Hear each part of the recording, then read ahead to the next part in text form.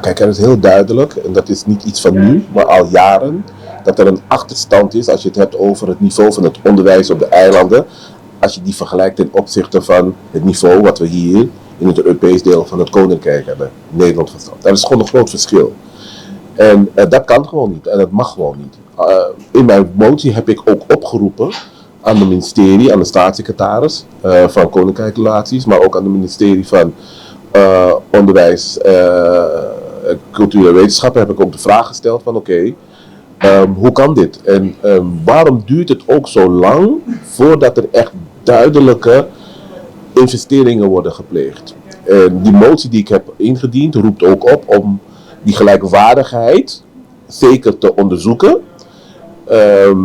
Maar ook na te denken van oké, hoe kunnen we die lat gelijk trekken? En dat is nu op dit moment nog niet het geval. Ik denk dat het op alle niveaus moet. Hè? Maar laten we beginnen bij de basis. Het primair onderwijs, dat is de basis, dat is de fundering van onze toekomst, onze toekomstige kinderen. Daar beginnen ze hun eerste stapjes te maken in het verrijken en in het verrijken van hun talent. Dus als het basisonderwijs ondermaats is, dan is dat een heel duidelijke indicator voor een moeilijker toekomstperspectief. Stel je voor, je hebt niet voldoende kennis over rekenen of je maakt niet voldoende de stappen in lezen en in schrijven.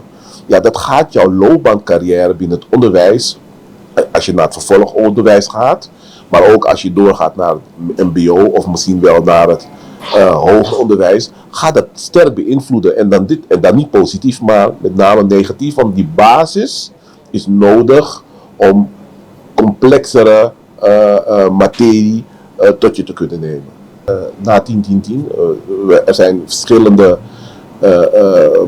afspraken ook gemaakt over verschillende dossiers, ook op basis van het onderwijs.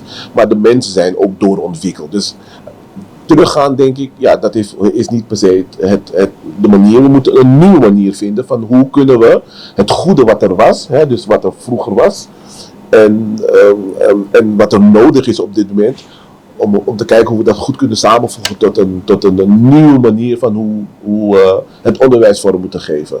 En het blijft natuurlijk wel staan dat het niveau van onderwijzers, de materialen die we nodig hebben, boeken, leesmaterialen, dat die niet op orde zijn. Dat zijn duidelijke signalen die ik krijg.